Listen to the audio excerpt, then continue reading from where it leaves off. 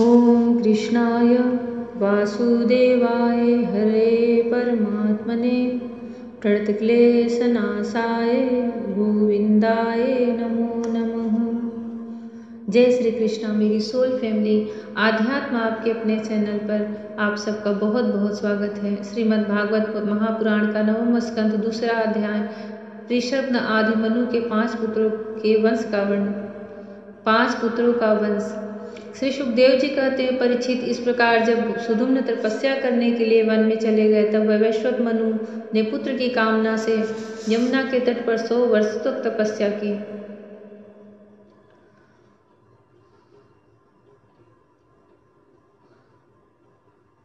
इसके बाद उन्होंने संतान के लिए सर्वशक्तिमान भगवान श्रीहरि की आराधना की और अपने ही समान 10 पुत्र प्राप्त किए, जिनमें सबसे बड़े इक्ष्वाकु थे। उन मनुपुत्रों में से एक का नाम था पृषद्न। गुरु वशिष्ठ जी ने उसे गायों की रक्षा में नियुक्त कर रखा था, अतः वह रात्रि के समय बड़ी सावधानी से वीरासन से बैठा रहता और गायों की रक्षा करता। एक दिन रात में वर्षा हो रही थी। उस समय गायों के झुंड में एक बाघ घुस आया। उससे डरकर सोई हुई गौएं उठ खड़ी हुई। वे गौशाला में इधर उधर भागने लगी। बलवान बाघ ने एक गाय को पकड़ लिया। वह अत्यंत भयभीत होकर चिल्लाने लगी। उसका वह क्रंदन सुनकर पृषद्न गाय के पास दौड़ाया। एक तो रात का समय, दूसरे घनघोर घटाओं से आच्छादित होने के कारण तारे भी नहीं दिखते थे। उसने हाथ में तलवार उठाकर अनजान में ही बड़े वेग से गाय का सिर काट दिया। वह समझ रहा था कि यही बाघ है। तलवार की नोक से बाघ का भी कान कट गया। वह अत्यंत भयभीत होकर रास्ते में खून गिराता हुआ वहां से निकल भागा। शत्रुदमन पृषद्न ने यह समझा कि बाघ मर गया, परंतु रात बीतने पर उसने देखा कि मैंने तो गाय को ही मार डाला है। इससे उन्हें बड़ा दुख हुआ। यद्यपि पृषद्न ने जानबूझकर अपराध नहीं किया था, फिर भी कुल पुरोहित वशिष्ठ जी ने उसे श्राप दिया कि तुम इसी कर्म में क्षत्रिय नहीं रहोगे, जाओ शूद्र हो जाओ। पृषद्न ने अपने गुरुदेव का यह श्राप अंजलि बांधकर स्वीकार किया और उसके बाद सदा के लिए मुनियों को प्रिय लगने वाले नैष्ठिक ब्रह्मचर्य व्रत को धारण किया।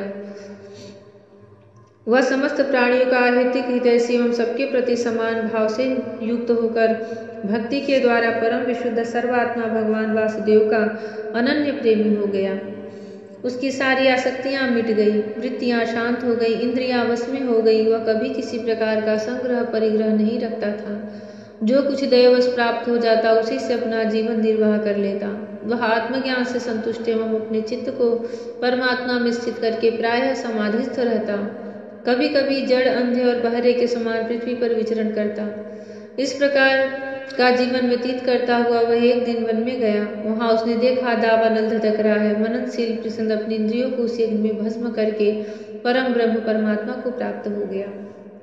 मनु का सबसे छोटा पुत्र था कवि। विषयों से वह अत्यंत निस्पृह था। वह राज्य छोड़कर अपने बंधुओं के साथ वन में चला गया और अपने हृदय में स्वयं प्रकाश परमात्मा को विराजमान कर किशोर अवस्था में ही परम पद को प्राप्त हो गया। मनुपुत्र करुष से कारुष नामक क्षत्रिय उत्पन्न हुए। वे बड़े ही ब्राह्मण भक्त, धर्म प्रेमी एवं उत्तरापथ के रक्षक थे। धृष्ट के धराष्ट्र नामक क्षत्रिय हुए। अंत में वे इस शरीर से ही ब्राह्मण बन गए। नृग का पुत्र हुआ सुमति, उसका पुत्र भूतज्योति और भूतज्योति का पुत्र वसु था। वसु का पुत्र प्रतीक और प्रतीक का पुत्र ओघवान। ओघवान के पुत्र का नाम भी ओघवान ही था। उनकी एक ओघवती नाम की कन्या भी थी, जिसका विवाह सुदर्शन से हुआ।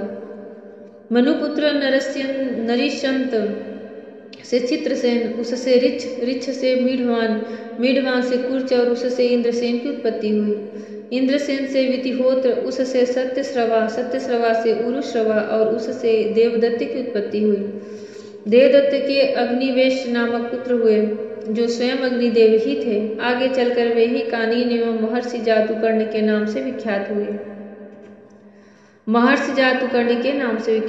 परीक्षित, ब्राह्मणों के अग्निवेशायन गोत्र उन्हीं से चला है। इस प्रकार नरिशंत के वंश का मैंने वर्णन किया। अब दिष्ट का वंश सुनो। दिष्ट के पुत्र का नाम था नाभाग। यह उस नाभाग से अलग है जिसका मैं आगे वर्णन करूंगा। वह अपने कर्म के कारण वैश्य हो गया। उसका पुत्र था भलंदन और उसका वत्स वत्स प्रीति का प्रांशु और प्रांशु का पुत्र हुआ प्रमति, प्रमति के खनित्र, खनित्र के चाक्षुष और उसके विवसंती हुए विवंसिति, विवंसती के पुत्र रंभ और रंभ के पुत्र खनिनेत्र दोनों ही परम धार्मिक हुए। उनके पुत्र करंधम और करंधम के अविच्छित महाराज परीक्षित, अविच्छित के पुत्र मरुत्र चक्रवर्ती राजा हुए। उनसे अंगिरा के पुत्र महायोगी संवर्त ऋषि ने यज्ञ कराया था। मरुत का यज्ञ ऐसा हुआ जैसे किसी का नहीं हुआ। उस यज्ञ के समस्त छोटे बड़े पात्र अत्यंत सुंदर एवं सोने के बने हुए थे।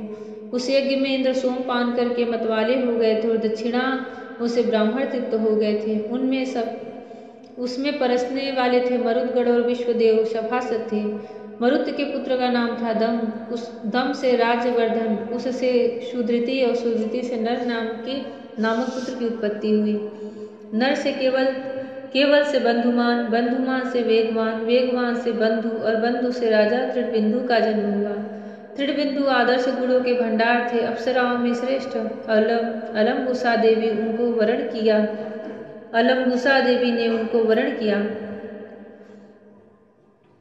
जिससे उनके कई पुत्र और इडविडा नाम की कन्या उत्पन्न हुई। मुनिवर विश्रवा ने अपने योगेश्वर पिता पुलस्त्य जी से उत्तम विद्या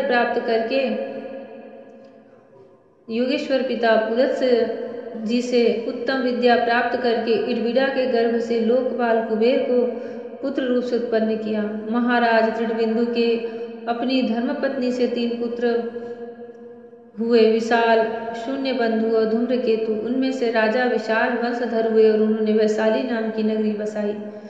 विशाल से हेमचंद्र, हेमचंद्र से धूम्राक्ष, धूम्राक्ष से संयम और संयम से 2 पुत्र हुए, त्रिशाश्व और देवज। त्रिशाश्व के पुत्र का नाम था सोमदत्त। उसने अश्वमेध यज्ञ के द्वारा यज्ञपति भगवान की आराधना की और योगेश्वर संतों का आश्रय लेकर उत्तम गति प्राप्त की।